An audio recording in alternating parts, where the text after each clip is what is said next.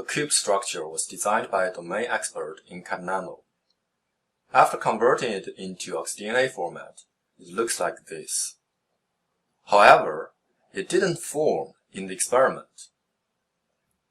We performed molecular dynamics simulations to examine the stableness of the structure in various temperatures.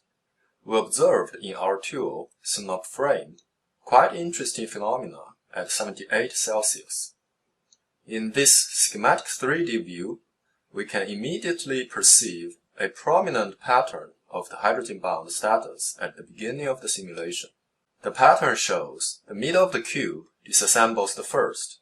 Looks like being cut by a knife right in the middle.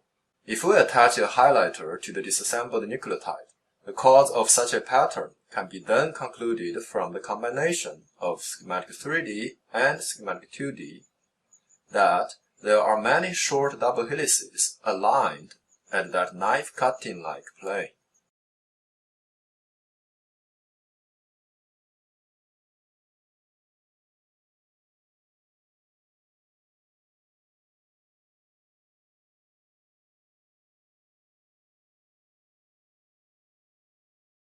This observation can be further easily mapped back to the original CAD Nano design view.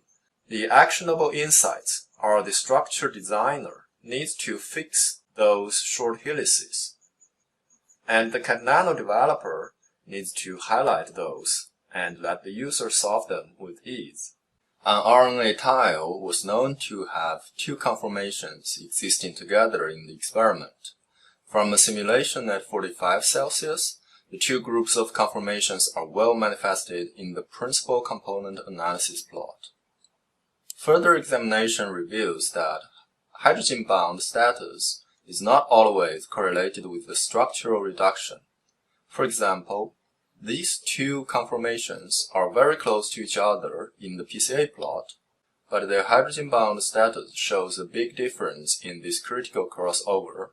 This observation raises a caveat that although in general PCA followed by clustering performs well in categorizing the conformations, it cannot reliably capture the subtle hydrogen-bound changes that will cause a huge effect on the conformation change.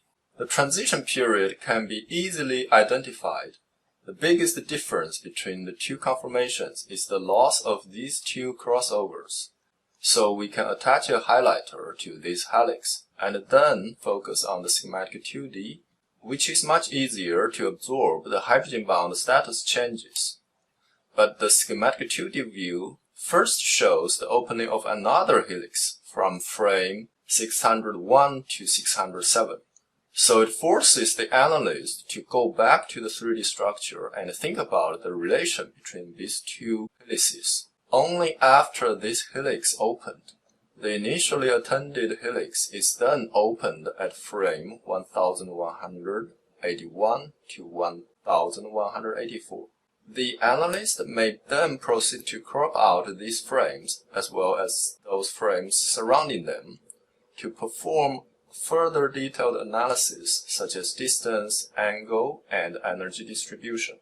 Looking at this bizarre schematic 2D view, one might wonder what these nucleotides are that are not forming helices. A close examination from the linked view with the help of the highlighter reveals that, apart from the non-pairing loop on the sides of the structure, there are 6 base pairs that are in the hydrogen-bound distance, but their sequences do not obey the Watson-Crick rule.